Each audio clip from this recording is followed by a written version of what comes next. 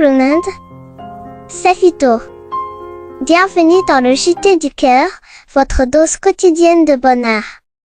Informations sourcées par France Info et Europe 1. Aujourd'hui, une des plus belles histoires qu'il n'ait été donné de raconter. Celle de deux peuples ennemis. Et d'un élan du cœur plus grand que les blessures.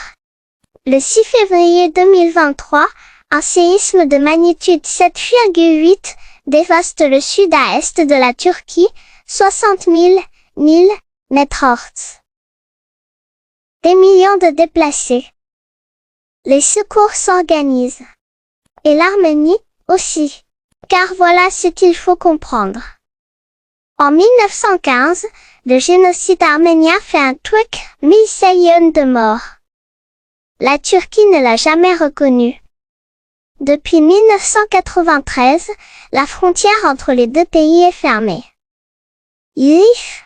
30 ans sans relations diplomatiques. Deux peuples séparés par une histoire douloureuse, dont la blessure reste encore ouverte.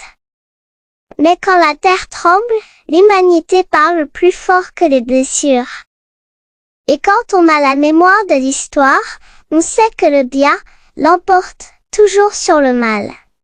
28 secondes des choristes arméniens, tous volontaires, s'envolent pour la Turquie. Pour la première fois en 30 ans, la frontière s'ouvre. Aham, secouriste arménien, dit simplement, les séismes n'ont pas de frontières, dans ces moments-là, ça n'a pas d'importance. Un de ses collègues ajoute, c'est très symbolique.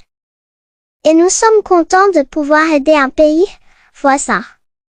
À Adiyaman, l'une des villes les plus touchées, les habitants découvrent quelque chose d'incroyable. Un drapeau arménien qui flotte devant une tente. Un symbole que personne n'avait osé imaginer. Mustafa, volontaire turc, confie, sur la question politique, il y a de la désinformation. En réalité, ce sont des gens comme nous.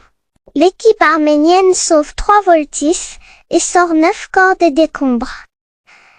Moi Vito, je pense que la solidarité et l'amour de son prochain transcendent les blessures de l'histoire. Et ça me rend fière. Et demain, Oliver prend le micro pour un nouveau miracle. À demain, sur le JT du cœur.